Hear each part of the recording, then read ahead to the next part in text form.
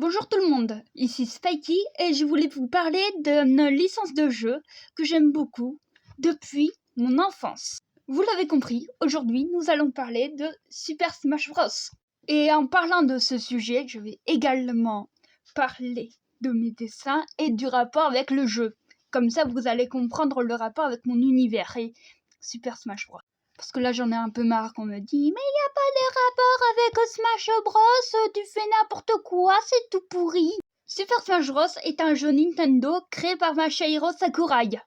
Et comme mentionné précédemment dans une de mes vidéos postées, Masahiro Sakurai est le créateur de la licence Kirby. Sauf que Masahiro Sakurai, à la recherche de nouveautés, va passer le relais à quelqu'un d'autre pour sa série Kirby. Sauf que j'ai oublié à qui il a passé le relais et je crois que ça a un rapport avec mon TDAH, mais je ne peux malheureusement pas confirmer ça. Et comme vous le savez, quand j'étais enfant, quand j'avais d'âge, j'ai joué à des jeux Nintendo, en commençant par des jeux N64, GameCube et éventuellement Game Boy quand on jouait à Force Wars avec mon frère Thomas et maman. Alors oui, maman est médecin, mais elle joue pas pendant le boulot, hein, vous rassurez, ma maman a le sens des priorités. Super Smash Bros est un jeu qui est plus un arena qu'autre chose, mais dans certains Super Smash Bros, on a des modes histoire. Et bien que le jeu est considéré par la société comme pour les enfants, alors que le jeu est classé 13 ans et plus, Super Smash Bros est en fait un jeu d'arena avec un mode histoire qui tient de l'horreur, voire du cauchemardesque. Et petite précision, Kirby, ça a beau être considéré comme un jeu pour enfants, en fait c'est un peu en quelque sorte un jeu d'horreur si tu considères que les ennemis, on dirait les boss finaux, on dirait qu'ils sont sortis de Stranger Things. D'ailleurs, je sais que j'ai dit précédemment dans les commentaires que j'ai un problème avec les films d'horreur, mais bizarrement, j'ai pas de problème avec Stranger Things, allez pas chercher plus loin. Le premier Super Smash Bros avec un mode aventure est Super Smash Bros Brawl. Et croyez-moi que ce Super Smash Bros n'est pas mon préféré du tout.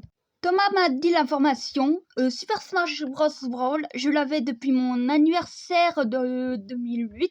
À cet âge-là, j'avais 8 ans. Et à 8 ans, ton jeu préféré qui parle de notions apocalyptiques, de fin du monde, c'est pas top, ok? Le début de Super Smash Bros commence par Pete de la série de jeux Kid Icarus qui regarde un combat du type duel entre Mario et Kirby. Au début, le combat était pour le fun, sauf que BAM! Une armée de primides arrive!